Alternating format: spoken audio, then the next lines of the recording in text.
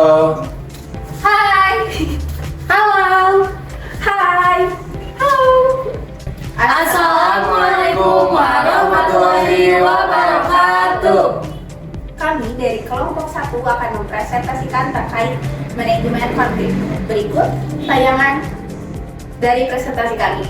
Belitang Keranca Bentang. Perkenalkan, nama saya Bintang. Halo, perkenalkan saya Indi. Halo, perkenalkan nama saya Revina Fitri Ramdhani. Halo, aku Sani Sunerti. Halo, perkenalkan nama saya Erni Rohaini. Assalamualaikum warahmatullahi wabarakatuh. Waalaikumsalam warahmatullahi wabarakatuh. Sebelumnya terima kasih banyak kepada dosen pengampu kita Ibu Herni Suryani SE SIKOM FM CHRA dan rekan-rekan yang udah hadir pada pematerian kita yang pertama. Perkenalkan, nama saya Erni Rohaini. Saya Revina Fitri Ramdhani. Saya Indi. Saya Sani. Saya Muhammad Bintang Mamungka.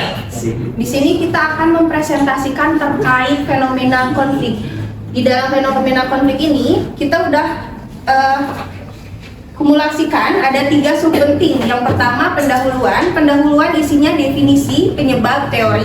Kemudian ada jenis konflik dari konflik intrapersonal, konflik interest, dan konflik-konflik lainnya. Dan yang terakhir kita akan membahas terkait pengaruh, bahwa konflik itu nggak semuanya pengaruhnya negatif, tapi ada juga yang positifnya.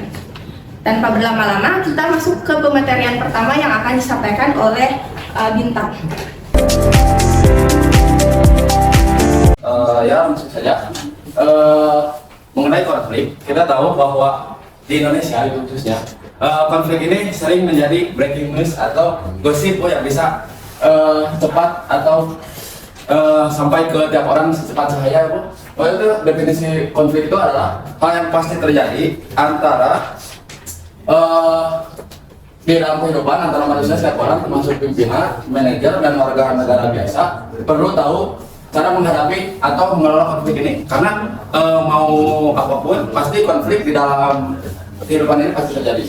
Dan menurut Alex Ferguson Sarid Koudrat 1998, manajemen konflik termasuk dalam 10 kegiatan utama yang harus dikuasai oleh seorang manajer. Bagi kita kan kuliah manajemen, semoga kedepannya kita menjadi manajer. Salah satu skill yang harus kita miliki adalah tentang mengelola konflik dengan baik dan benar.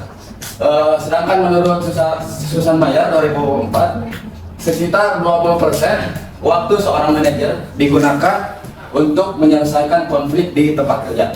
Jika manajer tidak memiliki pengetahuan dan keterampilan dalam mengelola konflik, maka konflik berubah menjadi konflik yang merusak atau destruktif. Jadi ketika suatu manajer tidak mempunyai kemampuan untuk mengelola konflik, maka konflik itu akan merusak ke depannya merusak ke perusahaan atau suatu hubungan dalam bekerja. Lanjut. Penyebab konflik. Kita tahu konflik itu tidak ujug-ujug terjadi gitu. Maksudnya itu nggak langsung terjadi begitu aja. Pasti ada sebab-sebabnya. Kecuali konflik personal ya, atau punya dendam pribadi biasanya kan itu terjadinya karena punya dendam tersendiri pada seseorang atau pada siapa. Dan di sini penyebab konflik yang pertama adalah dalam dunia industri atau pekerjaan, yaitu keterbatasan sumber. Di mana contohnya dua divisi berebut penggunaan kendaraan operasional karena hanya ada saja satu mobil contohnya. Jadi berebutan karena sumber daya yang terbatas, atau bisa saja tidak ada yang mau mengalah gitu, Bu. Bisa jadi konflik juga. Yang kedua ada tujuan yang berbeda. Contohnya manajer yang ingin meningkatkan kualitas produk, tapi tim produksinya ingin mempercepat jumlah produksi karena mungkin permintaan pasar yang begitu banyak tuh. Itu bisa jadi konflik juga. Yang ketiga ada saling tergantung atau interferensi tugas. Kita tahu contohnya bagian pengemasan tidak bisa bekerja karena bagian produksi terlambat menyelesaikan barang. Yang keempat ada ambiguitas yurisdiksi atau ketidakjelasan wewenang. Contohnya ada 2 orang karyawan yang saling menyalahkan atau bertanggung jawab karena tidak jelas siapa yang bertanggung jawab atas pengiriman barang tersebut. Yang kelima ada diferensi organisasi. Contohnya yaitu divisi pemasaran dan keuangan memiliki cara pandang berbeda tentang strategi promosi sehingga terjadi perdebatan. Yang keenam, kebutuhan. Contohnya, seorang karyawan merasa kebutuhannya seperti contoh gaji yang layak, membutuhkan gaji yang layak, tapi tidak terpenuhi. Lalu muncul ketegangan antara bawahan dan atasan. Bisa jadi konflik. Yang ketujuh ada perasaan dan emosi. Kalau menyainkan perasaan pasti ada beratnya. Contohnya yaitu karyawan yang merasa tidak dihargai, lalu marah dan menolak bekerja sama dengan rekan kerja tertentu. Nomor 8 ada sistem imbalan tidak layak, atau dua orang bekerja sama keras nih, tapi hanya satu yang mendapat bonus. Ini memicu rasa iri dan konflik. Yang ke-9, komunikasi yang tidak baik. Kita tahu komunikasi yang baik menentukan hubungan yang baik. Jadi contohnya pesan dari atasan disalahpahami oleh bawahan sehingga tugas dikerjakan tidak sesuai harapan karena mungkin munculnya miskomunikasi karena buruknya komunikasi. Yang ke-10, perlakuan yang tidak manusiawi. Contohnya seorang pimpinan sering membentak karyawan di depan umum, membuat mereka tersinggung dan memberontak. Kita tahu kan kalau menegur karyawan atau menegur seseorang pasti ada adab dan etikanya. Yang ke-10, beragam karakteristik sistem sosial, atau contohnya anggota tim berasal dari latar belakang atau budaya berbeda sehingga terjadi kesalahpahaman dalam cara berbicara. Kita tahu kan Indonesia tuh Bhinneka Tunggal Ika ya, berbeda-beda tetap satu. Pasti ada juga di satu tim yang misalnya contoh di satu daerah, contoh daerah Medan kan nada bicara tinggi sama orang Sunda kan luas gitu kan, kadang suka jadi konflik gitu. Kita kayak ngajak ribut gitu kalau nada bicaranya kan, karena adat dan kultur yang berbeda atau punya latar belakang yang berbeda. Yang ke-12 yaitu pribadi orang. Ada anggota tim yang keras kepala dan tidak mau menerima pendapat orang lain, menyebabkan perdebatan terus-menerus, atau kita bisa sebut keras kepala gitu ya. Maksudnya kerjaan sudah salah-salah kan gitu. Ada aja kan, karena mungkin manusia beragam ya kan. Kita nomor 13 ada pola pikir sebagai manusia Indonesia yang tidak mandiri, atau contohnya karyawan hanya menunggu perintah tanpa inisiatif lalu menyalahkan orang lain saat terjadi kesalahan. Itu jadi konflik juga. Nomor 14 yaitu budaya konflik dan kekerasan, atau contohnya lingkungan kerja tertentu marah dan berteriak dianggap hal biasa sehingga konflik mudah sekali muncul, atau lingkungan kerja yang toksik. Nah, kemudian di sini ada pengertian teori dan fungsi teori. Nah, jadi teori itu pada dasarnya kumpulan konsep dan definisi yang saling berhubungan untuk menjelaskan suatu fenomena. Di sini menurut Fred and Kellinger tahun 1986 dalam bukunya yang berjudul Foundation of Behavioral Research mendefinisikan bahwa teori adalah seperangkat konstruk atau konsep, definisi dan proporsi yang saling berhubungan yang menyajikan pandangan sistematis tentang fenomena dengan menjelaskan hubungan antar variabel untuk menjelaskan dan memprediksi fenomena tersebut. Nah, teori merupakan hasil penyusunan pengetahuan ilmiah secara sistematis untuk menjelaskan dan meramalkan suatu fenomena. Jadi, teori itu bukan cuma ide, tapi hasil penyusunan pengetahuan sistematis yang sudah diuji. Kemudian di sini ada fungsi teori ilmu pengetahuan. Yang pertama itu menjelaskan fenomena yang sedang terjadi. Nah, fungsi ini membantu memahami penyebab terjadinya peristiwa. Seperti contoh konflik di PT Dirgantara Indonesia pada tahun 2005 sampai dengan 2007. Nah, terjadi pemogokan yaitu karena PHK besar-besaran dan mengalami krisis. Kemudian selanjutnya di sini ada meramalkan akan terjadinya fenomena. Nah, fungsi ini dapat memprediksi peristiwa yang mungkin terjadi. Nah, seperti contoh, kalau ekonomi lagi resesi dan inflasi tinggi, teori hubungan industrial bisa memprediksi akan munculnya konflik antara buruh dan perusahaan. Kemudian, fungsi teori mengembangkan ilmu pengetahuan.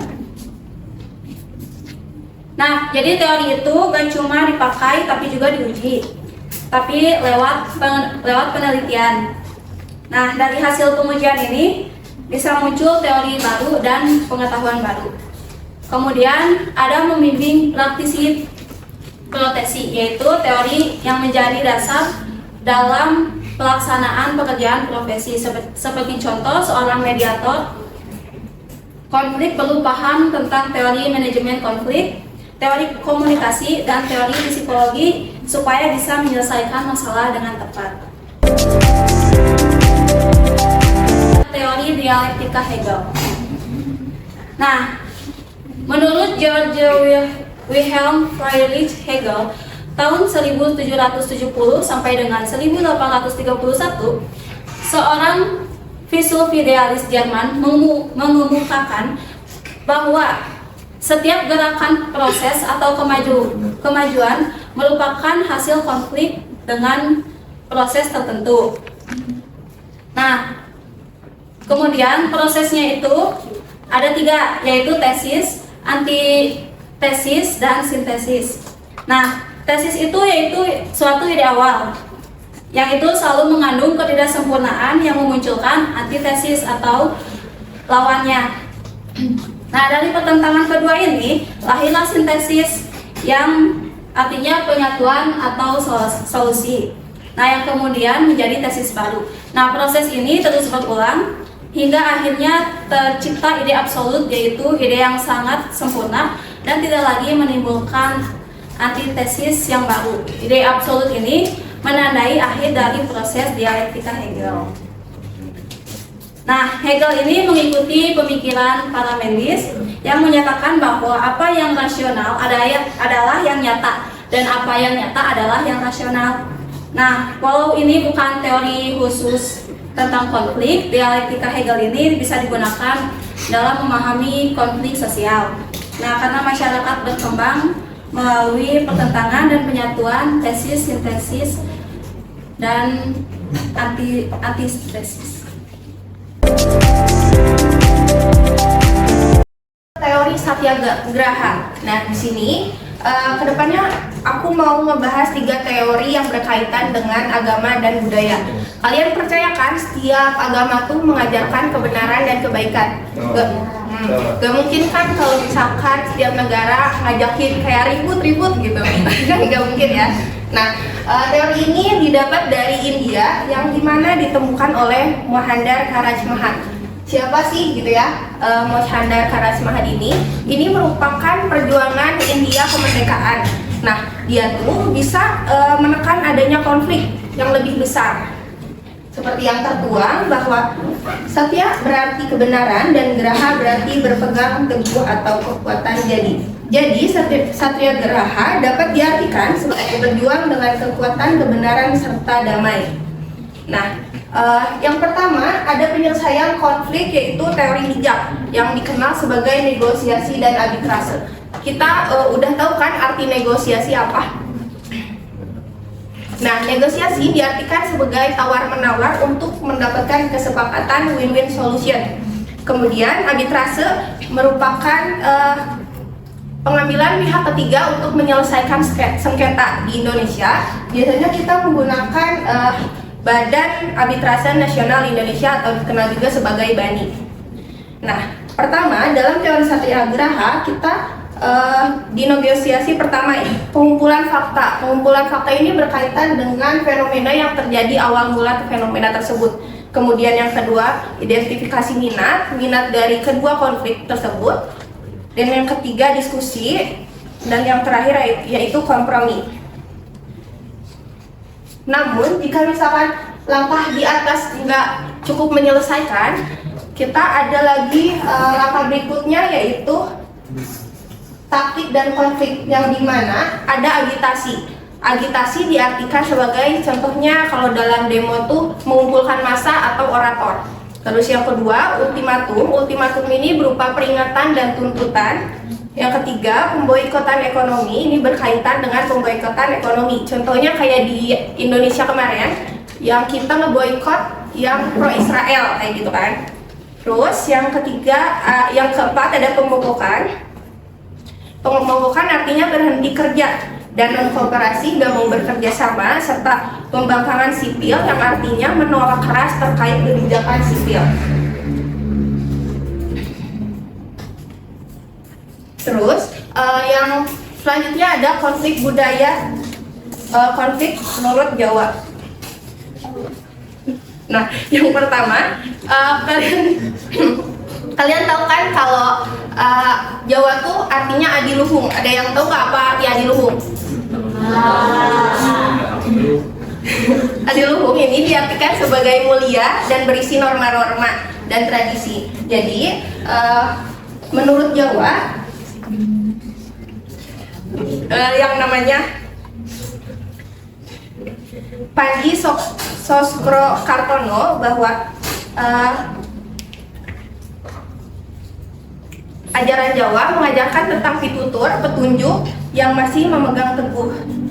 Yang pertama, dalam penyelesaiannya atau ajarannya ada 10 poin. Yang pertama, sudi tanpo bonde, yang artinya kekayaan bukanlah segalanya. Yang kedua, sekti tanpo aji-aji, yang artinya jika ingin sakti, laksanakan perintah Tuhan. Kemudian yang ketiga, meluruk tanpa golok, yang artinya kalau ada konflik jangan sampai menggunakan otot. Nah, terus yang keempat ada menang tan ngasorake, kemenangan tidak merendahkan orang lain.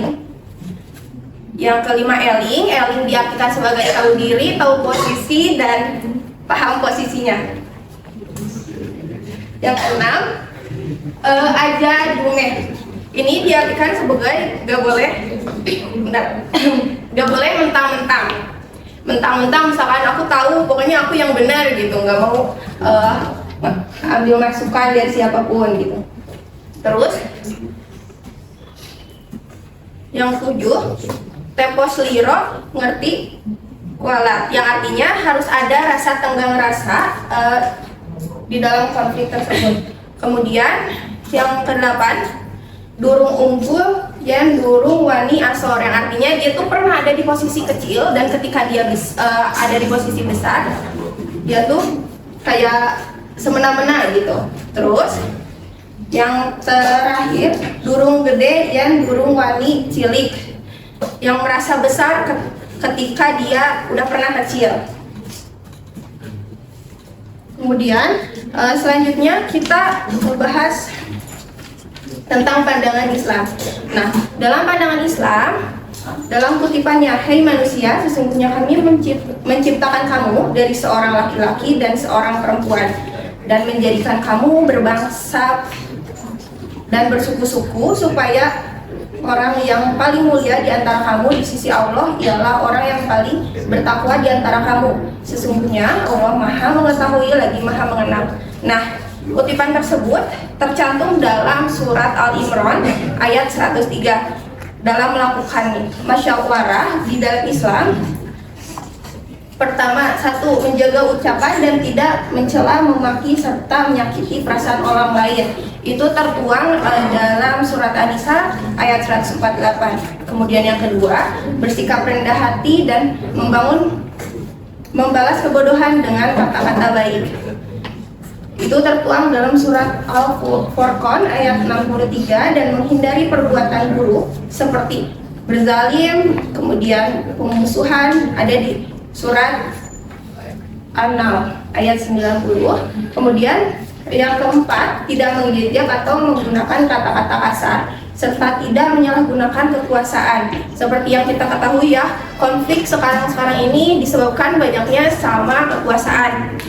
Jadi langkah baiknya kalau kita muslim gitu ya, kalau merasa muslim, alhamdulillah, kita berpegang teguh pada ayat-ayat tersebut. Kemudian yang kelima, melakukan amar ma'ruf nahi mungkar, menyeru kebaikan dan mencegah kepada keburukan. Pada surat Al-Imran ayat 104. Teori psikodinamika. Nah, teori psikodinamika ini banyak digunakan untuk menjelaskan latar belakang dan proses terjadinya konflik. Sigmund Freud dan para pengikutnya mengemukakan teori psikodinamika yang menjelaskan bagaimana keadaan interpersonal dan aktivitas mental bisa menimbulkan perilaku dalam konteks sosial. Nah, pemikiran teori ini bisa digunakan untuk menjelaskan bagaimana konflik bisa terjadi. Nah, kemudian di sini ada model dasar teori atau 3 komponen utama kepribadian. Yang pertama ada ide. Ide ini adalah bagian bawah sadar yang berisi dorongan biologis, dan instinktif seperti seks, agresi, dan kebutuhan dasar. Nah, ide ini bekerja berdasarkan prinsip kesenangan, dalam artian mencari kesenangan dan menghindari rasa sakit. Kemudian ada ego. Nah, ego ini komponen yang memanajemeni konflik antara ide dan hambatan dunia yang sesungguhnya. Nah, antara lain, ego ini bagian rasional yang menengani antara dorongan ide dan tuntutan realitas. Nah, selanjutnya ada super ego. Nah, super ego ini bagian moral yang mewakili nilai dan norma sosial. Nah, super ego ini menekan dorongan yang dianggap tidak pantas dan menimbulkan rasa bersalah bila dilanggar. Nah, konflik ini bisa terjadi apabila tidak mampu menyeimbangkan tuntunan ide dan super ego. Nah, ketegangan batin ini bisa menimbulkan frustasi, kecemasan, atau agresi. Kemudian di sini ada sumber konflik. Nah, ego gagal menyeimbangkan tuntunan ide dan super ego. Kemudian energi psikis tertekan, lalu muncul kecemasan, frustasi, dan agresi. Kemudian ada bentuk penyaluran dorongan. Nah, di sini ada energi psikis. Energi psikis yang tidak tersalurkan yang baik akan menumpuk dan menyebabkan tekanan mental.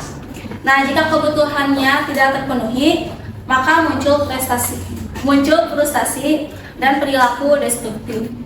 Kemudian di sini ada supresi, yaitu menekan dorongan agar tak muncul, tapi bisa timbul frustasi. Nah, bisa dijelaskan di sini, supresi itu bisa membantu mengurangi kecemasan. Nah, tapi kalau berlebihan bisa muncul frustasi atau ledakan emosi di kemudian hari. Kayak misal kita tuh emosi sama seseorang, kita tuh sabar terus, nanti suatu saat kita tuh bakal meledak ke orang itu yang benar-benar marah sebesar-besarnya. Nah, kemudian di sini ada agresi. Nah, agresi ini bisa diarahkan ke diri sendiri atau orang lain, mengalihkan amarah ke sasaran lain yang lebih aman. Nah, agresi ini bisa diarahkan ke diri sendiri itu seperti rasa bersalah atau membenci diri sendiri. Nah, terus kalau ke orang lain itu menyerang. Nah, seperti marah kepada orang lain yang tidak bersalah gitu kan. Karena agar si orang tersebut itu dapat placement atau dapat perlindungan buat diri sendiri. Nah, kemudian di sini ada kegelisahan atau anxiety. Nah, kegelisahan ini muncul saat seseorang takut. Takut apa sih? Takut dorongan. Kemudian takut kebutuhannya itu terhambat atau dinilai salah oleh lingkungannya. Nah, Lewis Alcott menambahkan bahwa pengalihan agresi dapat memunculkan perilaku kambing hitam dalam kelompok-kelompok atau anggota yang frustasi melampiaskan kemarahannya pada pihak yang lemah atau luar kelompok. Di sini ada teori pertukaran sosial. Nah, teori pertukaran sosial ini digunakan untuk menganalisis dan menjelaskan proses terjadinya konflik. Nah, perilaku manusia dalam interaksi sosial merupakan aktivitas pertukaran atau imbalan. Pertukaran antara imbalan atau reward dan biaya atau cost. Pertukaran tersebut bisa terlihat barang dan jasa atau tidak terlihat seperti cinta.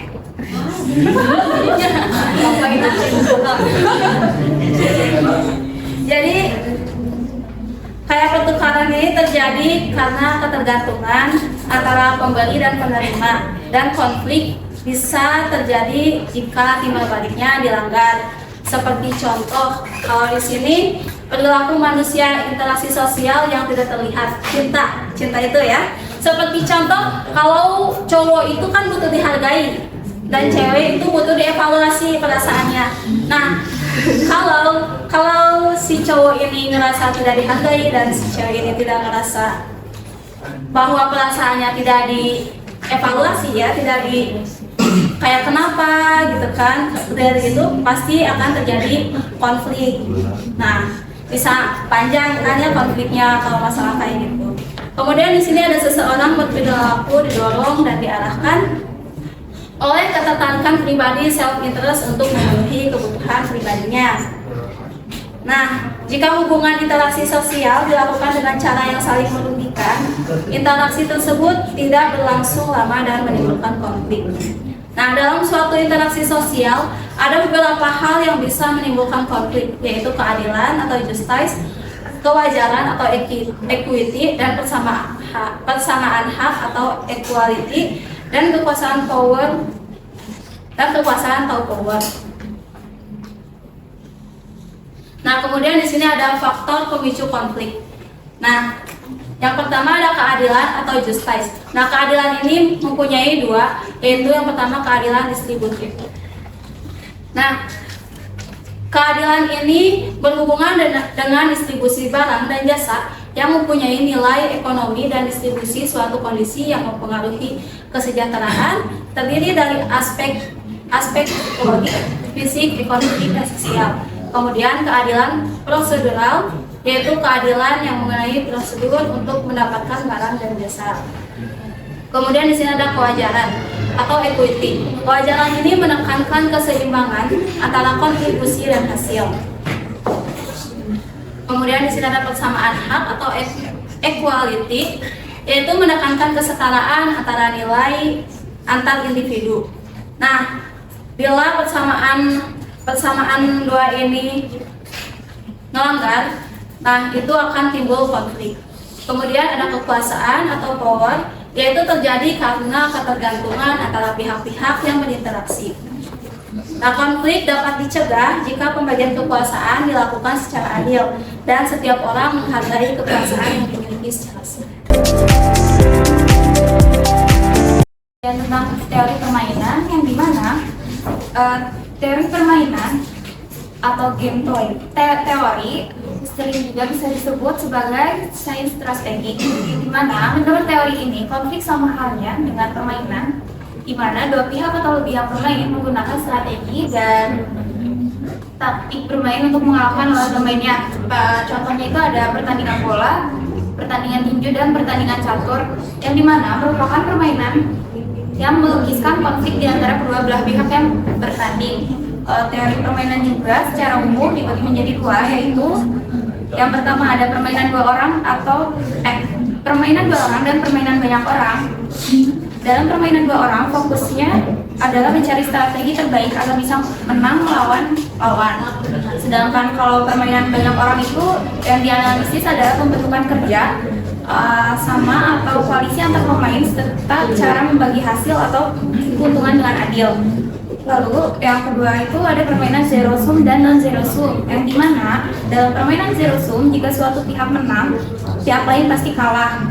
Seperti skor yang hasilnya selalu 0 jika dijumlahkan. Sedangkan permainan non zero sum memungkinkan semua pemain bisa sama-sama menang atau sama-sama kalah, tergantung pada strategi yang mereka pilih.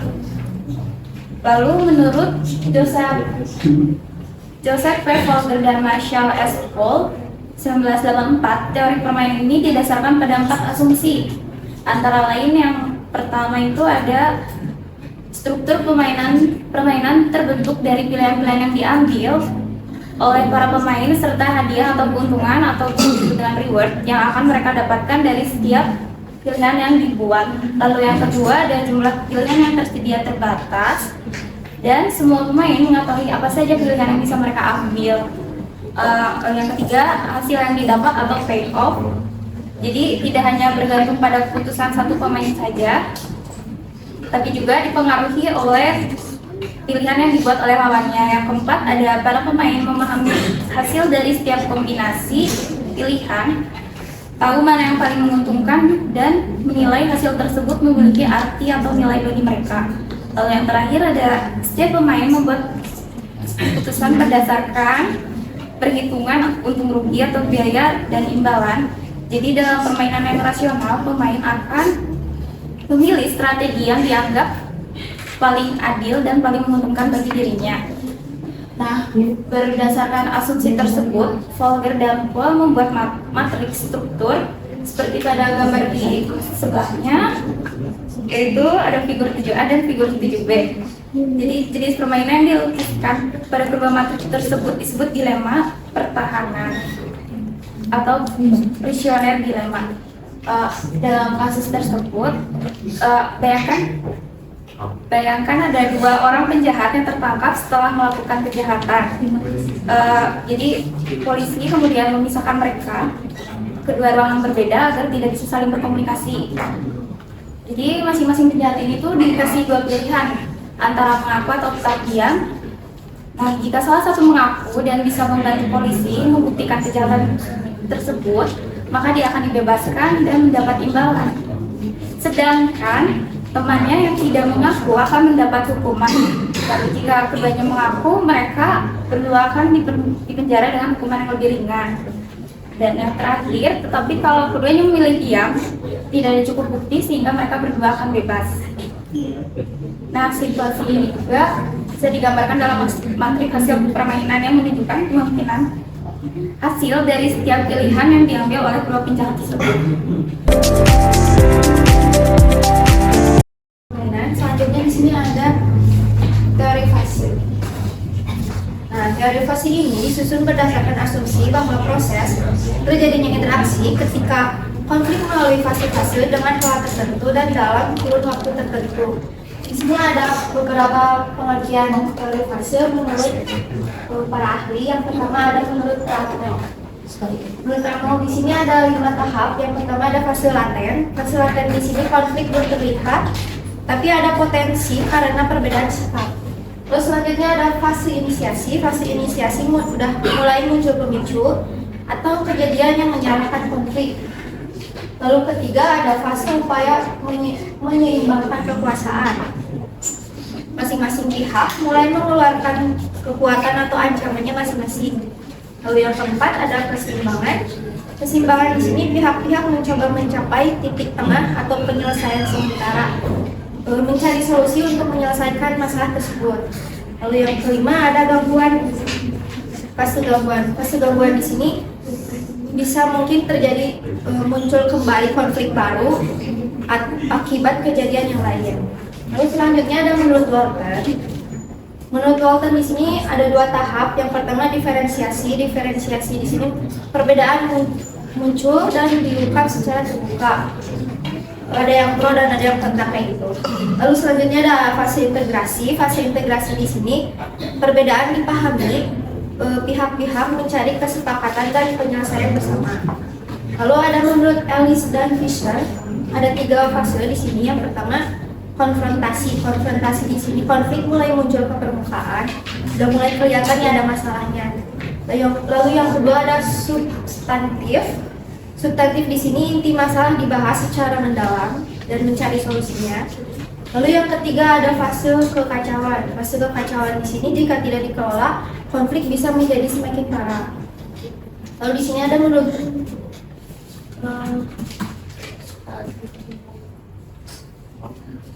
Rothschild dan Siram. Yang pertama ada potensi konflik.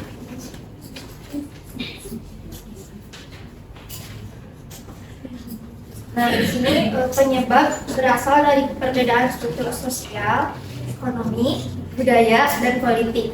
Elit mulai menggerakkan ketidakpuasan, tetapi belum membentuk kelompok atau kubu pro dan kontra. Tindakan pencegahan masih sangat mungkin dan efektif. Lalu selanjutnya ada fase pertumbuhan. Fase pertumbuhan di sini isu dan kubu semakin jelas terbentuk. Sudah mulai ada yang pro dan ada yang kontra. Hubungan semakin tegang, tindakan pencegahan di sini semakin sulit, tetapi masih bisa dibutuhkan dan masih mungkin bisa berhasil.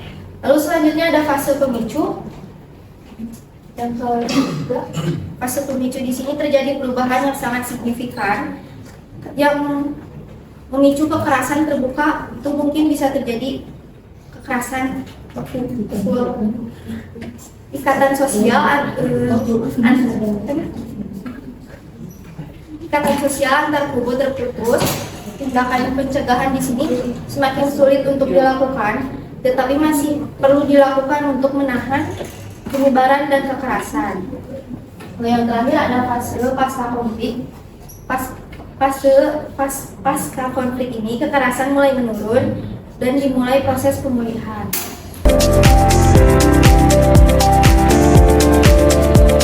Selanjutnya di sini ada teori ruang.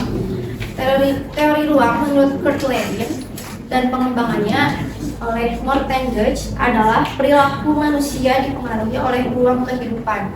Ruang kehidupan di sini adalah psikologis yang dirasakan seseorang pada waktu tertentu. Ruang kehidupan ini berisi tujuan yang ingin dicapai, hambatan yang harus dihadapi, dan syarat yang perlu dipenuhi untuk mencapai tujuan. Nah, di sini menurut Morten Gage, pengembangan dari teori Lewin, hasil konflik sebagai sangat tergantung pada jenis hubungan antar pihak yang terlibat. Terdapat dua interdependensi utama. Yang pertama di sini ada interdependensi promotif atau kooperatif. Jika satu pihak menang, maka pihak lain ikut diuntungkan. Outputnya menciptakan kerjasama, rasa percaya, komunikasi terbuka, dan hubungan yang bersahabat jadi baik-baik. Lalu selanjutnya ada interdependensi atau kompetitif. Kalau interdependensi dan kompetitif ini kalau ada satu pihak menang, maka pihak yang lainnya harus kalah.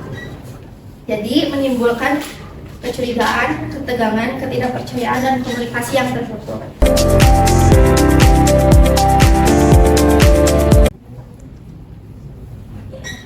Selanjutnya ada teori sistem organisasi. Manajemen konflik dapat dianalisis dan dari sudut pandang teori sistem dalam organisasi.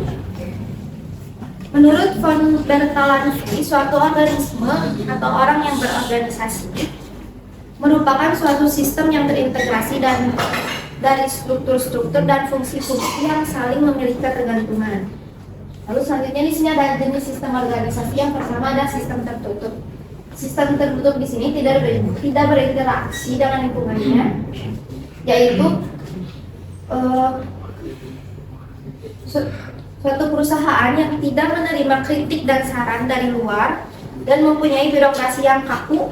Informasi dan keputusan bersifat satu arah. Contoh di sini ada pabrik tekstil Tirta Abadi di tahun 1980.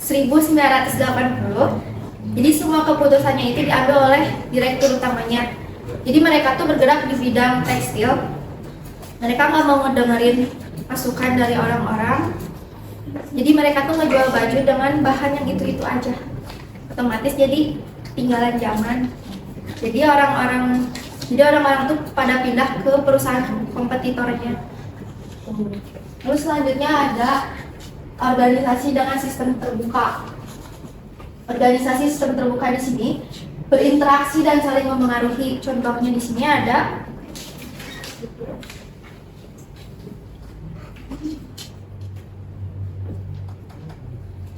ada organisasi, pemerintahan, dan perusahaan. Terus selanjutnya ada ciri-ciri organisasi. Ciri-ciri organisasi di sini kesatuan utuh, subsistem, saling bergantung, sinergi, garis batas sistem, dan tujuan sistem, budaya organisasi, dan kepemimpinan. Lalu selanjutnya ada teori sistem organisasi. Makna penting dari teori sistem organisasi yang pertama adalah organisasi yang harus dikelola secara menyeluruh, bukan perbagian. Yang kedua ada konflik dalam sistem bisa menghambat atau memperkuat organisasi tergantung cara penanganannya dan pengelolaannya. Ketiga, tujuan utama teori sistem organisasi ini agar semua bagian organisasi bekerja selaras, saling mendukung, dan adaptif terhadap lingkungan. Lalu ada konflik dalam sistem organisasi. Di sini ada konflik tujuan, konflik antar subsistem, konflik sumber daya, konflik birokratik itu lebih ke surat dan surat menyurat kayak gitu. Lalu konflik kepemimpinan, konflik kekuasaan, konflik budaya, dan konflik lingkungan. Yang dimana teori ini dikembangkan oleh Stella Toomey tahun 1985 dan terakhir kali disempurnakan pada tahun 2005.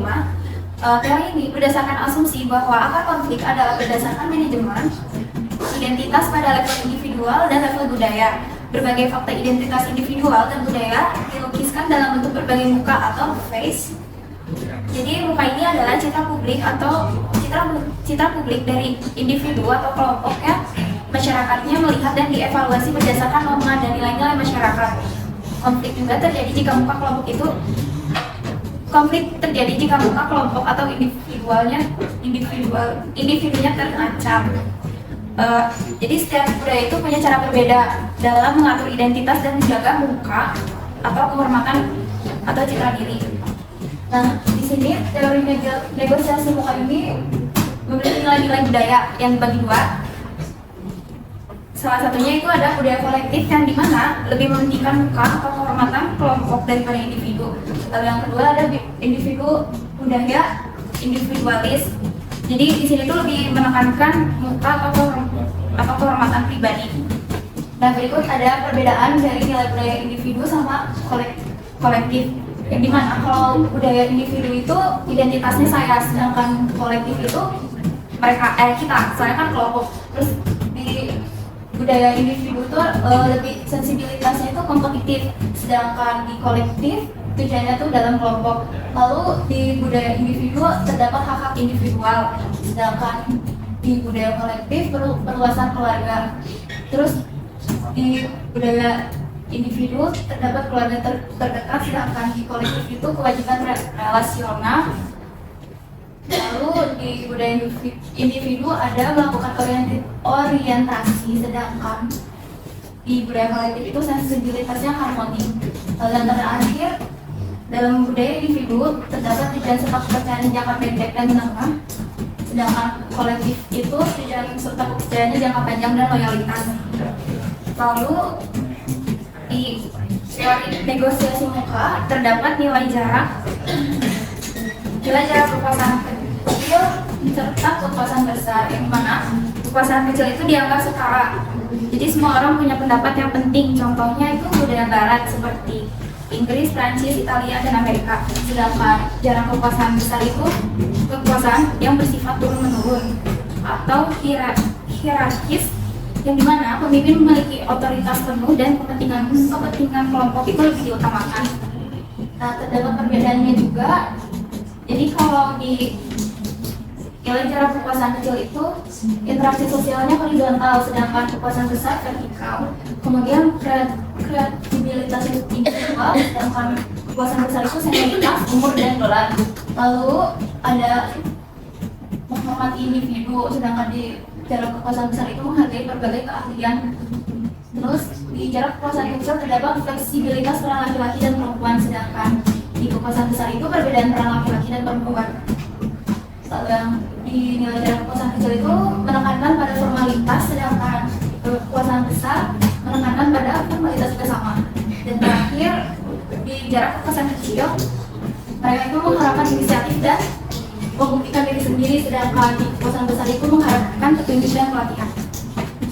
Dan di mana menurut Think Tomei, budaya mempunyai pengaruh yang signifikan terhadap bagaimana warga budayanya berkomunikasi dan memanajemen konflik secara individual satu sama lain atau di antara kelompok-kelompok.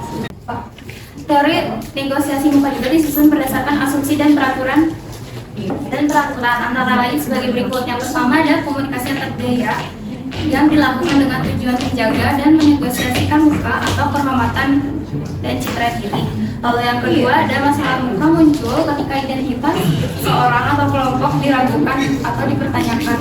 Lalu yang ketiga ada perbedaan budaya seperti antara individualis dan kolektif, serta jarak kekuasaan besar atau kecil itu sangat mempengaruhi cara orang menjaga muka. Lalu yang keempat ada budaya individualis yang berfokus pada diri sendiri, sedangkan budaya kolektif itu lebih fokus pada kepentingan orang lain atau kelompok. Lalu yang kelima ada budaya dengan jarak kekuasaan kecil percaya bahwa semua orang itu setara, sedangkan budaya dengan jarak kekuasaan besar itu menerima adanya tingkatan atau hierarki dalam masyarakat. Dan yang terakhir ada perilaku manusia juga dipengaruhi oleh budaya, hubungan pribadi, dan situasi yang sedang dihadapi. Jenis-jenis konflik ya. Yang pertama ada konflik personal. Oke, konflik personal ini terjadi dalam diri individu karena seseorang biasanya harus memilih di antara beberapa pilihan atau dibingungkan dengan beberapa pilihan antara contoh yang cantik atau yang menarik lah kamu misalnya atau memiliki kepribadian ganda. Nah, jenis-jenisnya ada konflik pendekatan ke pendekatan atau hati ke hati. Terjadi saat memilih dua hal yang sama-sama menarik. Contohnya memilih antara dua universitas yang sama bagusnya. Contohnya kita mau masuk ke universitas nih. Contohnya kita mau masuk ke IPB. Kita lihat dulu, ada Taylor, sikat dulu kan. Yang kedua ada konflik menghindar ke menghindar atau avoidance. Terjadi saat harus memilih dua hal yang sama-sama tidak diinginkan. Contohnya harus memilih antara bekerja, mau cek kasar nama, gawe butuh, gawe butuh, bekerja atau tetap menganggur. Tapi kalau menganggur punya penghasilan, yang kedua ada ketiga ada konflik pendekatan ke menghindar atau approach to avoidance. Terjadi saat suatu hal punya sisi positif, tapi sisi lain ada sisi negatif sekaligus. Contohnya ingin menyatakan cinta kepada seseorang, tapi dia takut ditolak. Jadi mau bilang cinta tapi takut salah. Langsung yang kedua jenis-jenis konflik yaitu ada konflik interpersonal. Konflik interpersonal terjadi antara individu dalam suatu organisasi atau tempat kerja, baik yang berorientasi profit maupun non profit. Konflik ini muncul karena ketergantungan antara pihak dalam melaksanakan pekerjaan untuk mencapai tujuan bersama-sama. Yaitu yang pertama ada konflik antara manajer. Jangan salah kan, walaupun seorang manajer harus memiliki 20% kemampuan dalam mengelola konflik, tapi terkadang seorang manajer tersebut konflik juga, malum lah namanya kan manusia gitu kan. Manajer juga terjadi antara para manajer yang memperebutkan sumber daya atau anggaran dalam menjalankan tugas organisasi. Jadi sumber daya kita terbatas, tapi ada perebut sumber daya tersebut lah, mana yang lebih penting dan mana yang penting banget gitu kan. Yang kedua ada konflik antara pegawai dan bawahannya, timbul karena perbedaan pandangan dalam penilaian kinerja, evaluasi kerja atau perlakuan yang dianggap tidak adil antara manajer dan karyawan. Contohnya mungkin guys kerja serius kayak bercanda gitu lah contohnya. Yang ketiga ada konflik hubungan industrial, terjadi antara perusahaan dengan serikat pekerja atau antara pihak manajemen dan karyawan. Yang keempat adalah konflik antar kelompok kerja, muncul antara tim atau departemen yang memiliki tugas berbeda tapi saling bergantung untuk mencapai tujuan organisasi. Ya mungkin kalau dalam kelompok kerja bisa jadi timbul konflik interpersonal karena mungkin baik lagi budaya, kultur, cara komunikasi yang berbeda. Yang keempatnya itu konflik antara anggota kelompok kerja dan kelompok kerjanya, terjadi jika seseorang dalam tim tidak sejalan dengan aturan atau tujuan atau cara kerja kelompoknya. Nah baik lagi seperti itu karena mungkin kalau seksionalnya mah beda bulu, beda isi, beda warung, beda harga, beda ngariung, beda cerita, beda siapa, beda masalah, mungkin karena itu ya. Yang kelima ada konflik kepentingan atau konflik of interest, timbul saat seseorang dihadapkan pada pilihan antara kepentingan pribadi atau kepentingan organisasi. Nah langsung saja ke jenis-jenis berikutnya yaitu konflik interest atau yang tadi disebutkan timbul saat seseorang dihadapkan pada pilihan antara kepentingan pribadi atau organisasi yang sering terjadi pada tokoh publik seperti ini ya. Konflik interest adalah konflik yang terjadi ketika seseorang memiliki kepentingan pribadi atau personal interest yang lebih besar daripada kepentingan organisasi atau sistem sosial tempat dia bekerja. Akibatnya, kepentingan pribadi tersebut dapat mempengaruhi cara ia menjalankan tugas, tanggung jawabnya secara profesional. Ya, biasanya konflik interest ini datang atau yang sering dihadiri oleh pejabat atau aktor sistem sosial. Konflik interest sering terjadi pada orang yang memegang jabatan penting, contohnya seperti presiden, direktur, atau pegawai yang memiliki peran dalam sistem sosial atau organisasi. Mereka bisa saja lebih mengutamakan kepentingan pribadi dibandingkan dengan kepentingan organisasi. Itu kepentingan personal atau individu. Kepentingan pribadi bisa berupa urusan keluarga, bisnis, politik, atau organisasi lain yang mempengaruhi keputusan seseorang dalam tugas jabatannya.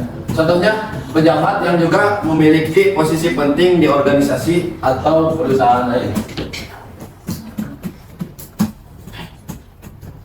Bahan materi yang dari Ibu di editing udah masuk belum? Udah ya? Dan dampak dari seorang pejabat atau aktor sosial yang mementingkan kepentingan pribadi dibandingkan kepentingan organisasi, itu individu bisa bertindak, bisa dalam mengambil keputusan atau menyalahgunakan jabatan seperti korupsi, nepotisme, tidak profesional dalam mengambil keputusan atau menjalankan tugas, dan melanggar aturan demi keuntungan pribadi. Intinya, konflik interest ini muncul saat seseorang mengutamakan kepentingan pribadi di atas kepentingan organisasi, sehingga menurunkan profesionalitas dan merugikan sistem sosial di sosial tempat ia berada. Ada konflik realistis dan non realistis. Menurut Lewis Kosser, konflik realistis terjadi karena perbedaan pendapat dalam mencapai tujuan. Fokusnya pada masalah nyata yang bisa diselesaikan dengan cara melalui dialog, kompromi, voting, atau negosiasi. Tujuan mencari solusi dari masalah yang dihadapi. Kalau kasarnya mah beres masalahnya bari ngopi, gitu lah. Kalau yang kedua ada konflik non realistis. Terjadi bukan karena ada masalah, tapi karena kebencian atau prasangka pribadi terhadap pihak lain. Tujuannya untuk melampiaskan emosi atau mengalahkan lawan, cek sana sabubukna, atau bukan mencari solusi. Biasanya diselesaikan dengan cara kekerasan,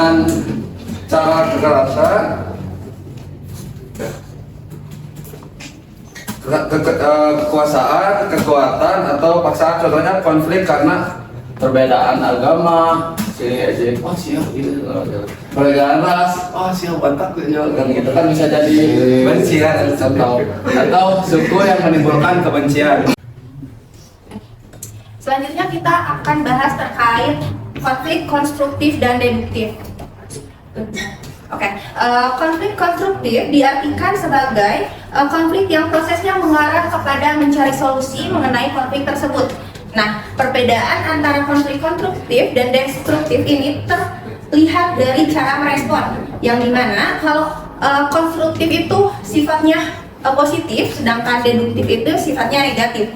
Nah, sedangkan sifat deduktif diartikan sebagai konflik yang sulit diselesaikan karena pihak-pihaknya terlihat mencari muka gitu atau menyelamatkan mukanya sendiri.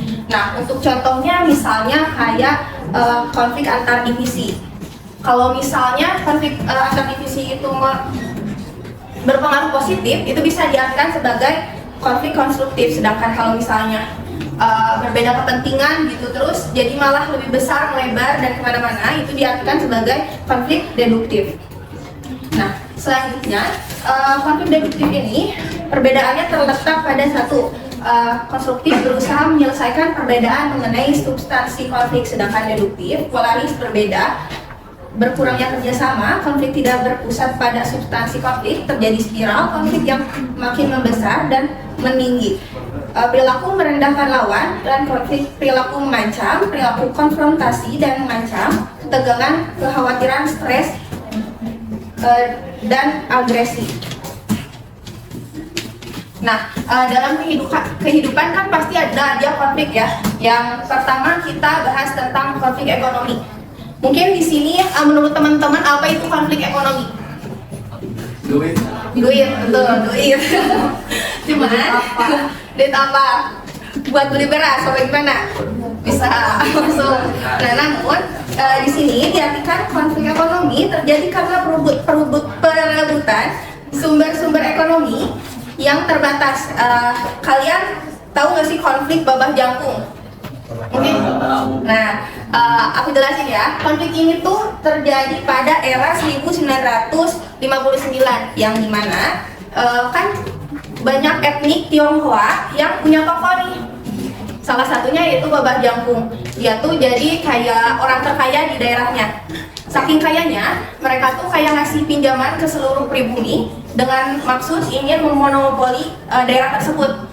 Nah, awal-awalnya masyarakat tuh kayak oke, fine gitu, bagus ada pegangan gitu ya, kayaknya kayak gitu.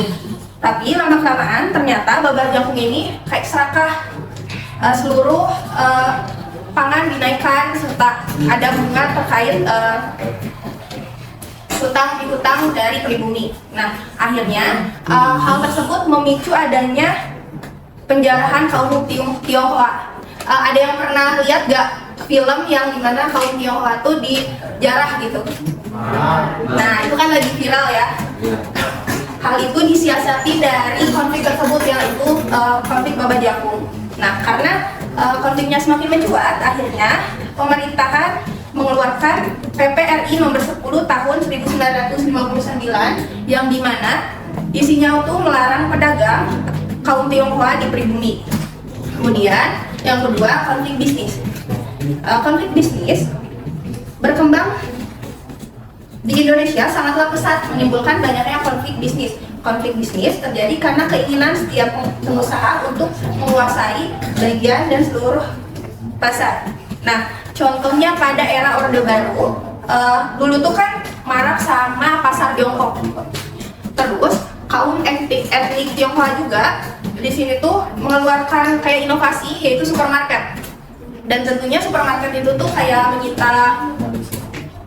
menyita bisnis dari kaum kecil yang akhirnya adanya protes dan dikeluarkanlah dekrit Undang-Undang Nomor 5 Tahun 1999 terkait larangan praktik monopoli. Nah, kemudian konflik politik. Konflik politik adalah konflik yang terjadi karena pihak-pihak yang terlibat konflik berupaya mendapatkan dan mengumpulkan kekuasaan yang sama pada jumlah terbatas dan menggunakan kekuasaan untuk mencapai tujuan atau ideologi. Nah, konflik politik yang sangat terkenal itu G30 SPKI. Konflik ini dikenal sebagai perbedaan pandangan terkait hukum yang dimana PKI menganut komunisme, semua milik negara tanpa batas sosial.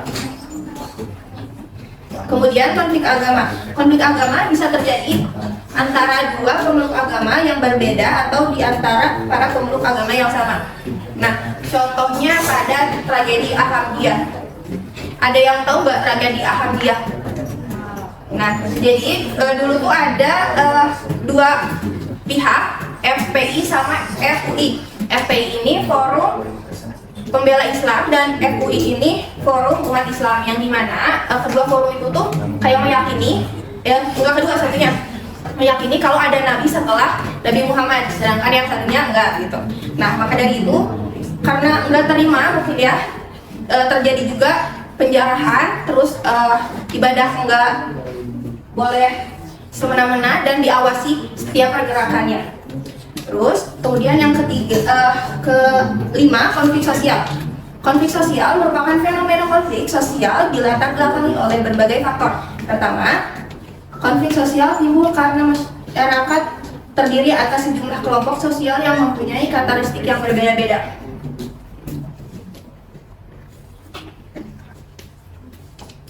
Kemudian ada konflik budaya. Konflik budaya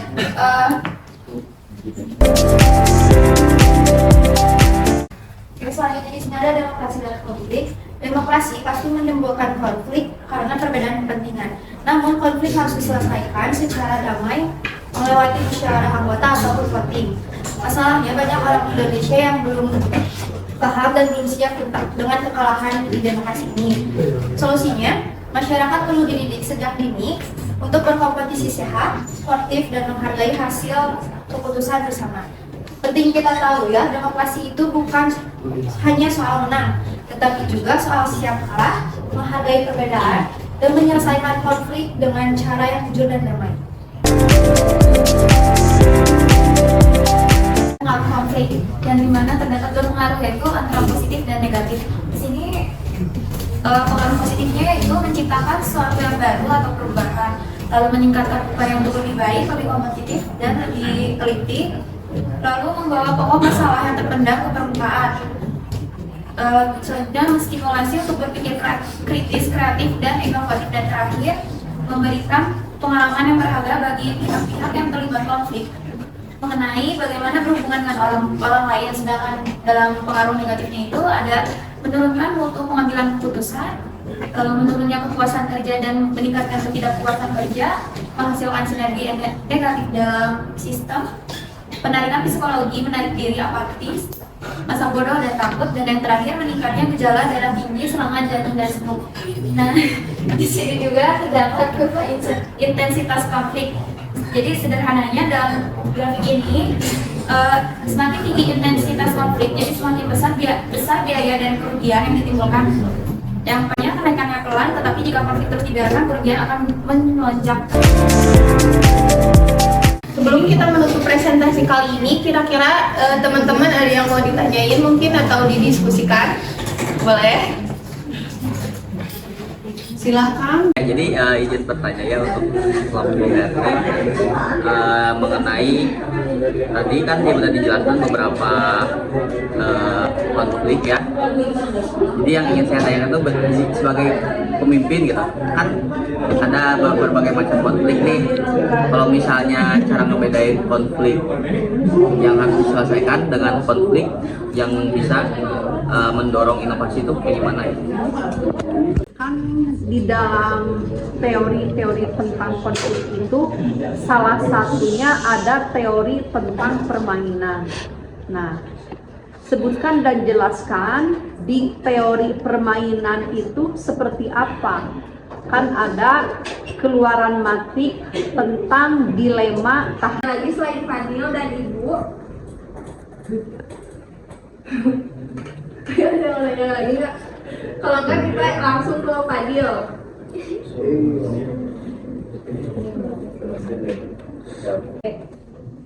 Nah, kita bahas yang sebelah kiri dulu, yang dimana pemain A dan B mendapat nilai 1, yang artinya keduanya saling melindungi, tidak ada yang mengkhianati karena tidak ada bukti kuat, atau mereka bisa dibilang kategori bebas. Lalu yang kotak yang memiliki poin minus 2 dan plus 2 itu, jadi yang A itu poinnya minus 2, sedangkan yang B itu poinnya 2, yang dimana A dirugikan karena dikhianati, sedangkan B bebas karena mengaku. Lalu untuk kotak yang ketiga, di sini pemain A mendapat nilai 2, sedangkan yang pemain B itu mendapat minus 2. Artinya A bebas karena mengaku duluan, sedangkan B itu dihukum berat. Lalu yang kotak terakhir yang keempat, mereka mendapatkan nilai minus yang sama, mendapatkan nilai yang sama karena di sini A dan B sama-sama saling mengkhianati, jadi dua-duanya itu dihukum ringan. Selanjutnya figur yang B itu untuk kotak yang pertama, jika A tutup mulut dan B tetap diam, keluarannya atau poinnya akan mendapatkan yang A mendapatkan nilai plus 1, sedangkan B mendapatkan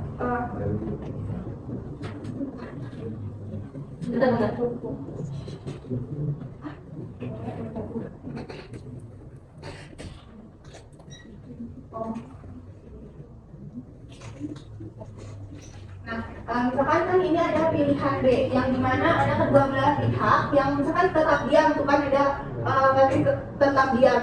A ini ngaku tetap diam sama tutup mulut gitu, jadi poinnya bebas dan B juga bebas, dia nggak menyela. Sedangkan kalau misalkan dia menyela, mengaku gitu, ini ada hukuman beratnya karena dia bisa dibilangnya nggak sesuai fakta. Itu yang kedua yang ini nih. Terus ini itu mengaku, kan yang dia katanya bebas dan dapat timbalan, dia ini berbicara sesuai fakta yang ada, sedangkan ini enggak. jadi dihukumi enggak. Jadi dilihatnya dari sini nih, ini mengaku dan tetap diam. Itu kunci bacanya, cara bacanya. Terus ini yang ketiga kan ini tuh dihukum berat. Nah, saya pernah mengalami konflik waktu SMK, kan ada PKL ya. Nah, itu PKL di hotel. Di hotel, di salah satu departemen di hotel. Nah, saya tuh dapat konflik yang tadi sebutin Bintang, yang salah satunya apa sih? Ada konflik penghasilan apa sih? Kebutuhan ya? Kebutuhan. Nah, masuk ke konflik kebutuhan. Nah, yaitu jadi di hotel tuh ada namanya servis. Kalau misalkan kalian atau saya gitu masuk dalam 20 hari, itu tuh dapat insentif tambahan atau bonus gitu. Nah, sedangkan saya tuh udah masuk 20, tapi ditulis di absen tuh cuma 19. Nah, otomatis saya tuh gak dapat kan. Nah, saya tuh sempat komplain ke absensi yang ada di departemen saya. Nah, ternyata waktu ditanyain tuh dia tuh nggak mau meluruskan ke HRD bahwa dia tuh salah untuk apa ya? Jadi nggak ada apa ya? Ya tidak ada jawaban. Jadi permasalahannya tuh tidak terselesaikan. Nah, saya itu sempat kesal juga gitu, tidak ada kemauan untuk menyelesaikan bawahannya atau karyawannya untuk mendapatkan yang seharusnya gitu. Jadi ya, dan ujungnya saya keluar di situ. Nanti penyelesaiannya keluar gitu ya. Iya, Oke. karena tidak ada apa ya? Tidak ada tindak lanjut dari permasalahan yang saya alami gitu. Oke. Terima kasih. Terima kasih. Mungkin ada lagi yang mau ceritain tentang kasusnya. Ya.